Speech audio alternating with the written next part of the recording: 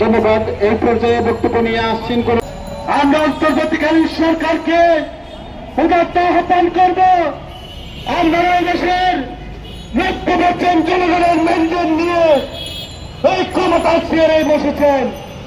মেরুদণ্ড সোজা করেন, রাষ্ট্র পরিচালনা করেন, সিন্ডিকেট পাঠান, অসাধু ব্যবসায়ীদেরকে আপনারা আইনের আওতায় আনেন, আইন শৃঙ্খলিক পরিস্থিতি আপনারা নিয়ন্ত্রণে আনেন। এই দেশের 90% মানুষ আমাদের পাশে আছে। ধন্যবাদ মন্ত্রী মোর্শেদ ভাইকে। এই পর্যায়ে বক্তব্য নিয়ে আসছেন উচ্চতর পরিষদের সম্মানিত সদস্য জাহিদ ভাই। জাহিদ ভাইকে ওনার বক্তব্য রাখার জন্য বিশেষভাবে অনুরোধ করছি।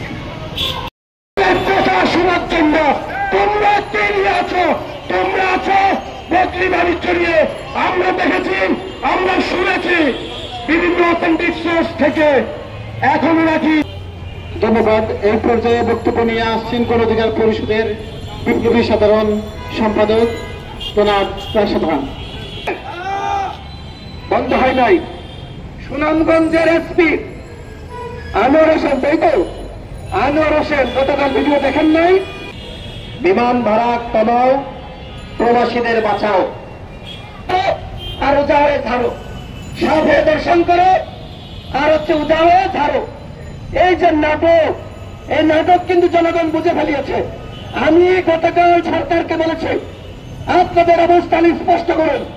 আগামী 48 ঘন্টার মধ্যে যদি আপনারা আপনাদের অবস্থান স্পষ্ট না করতে পারেন তাহলে আমরা কিন্তু যমুনা ঘেরাও করব। আগামী নির্বাচনে পৃথিবীর বিভিন্ন দেশে থাকা প্রায় 2 কোটি প্রবাসীর ভোটাধিকার নিশ্চিত করতে হবে। এটা আমাদের 1 নম্বর দাবি।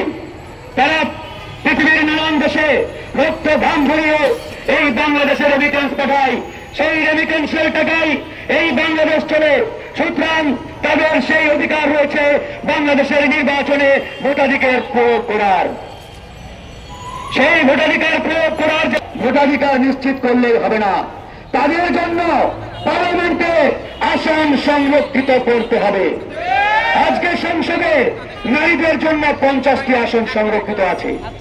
সংস্কার কমিশন তারা প্রস্তাব করেছে এই 50টা আসন বাড়িয়ে 100টা নাকি করতে হবে।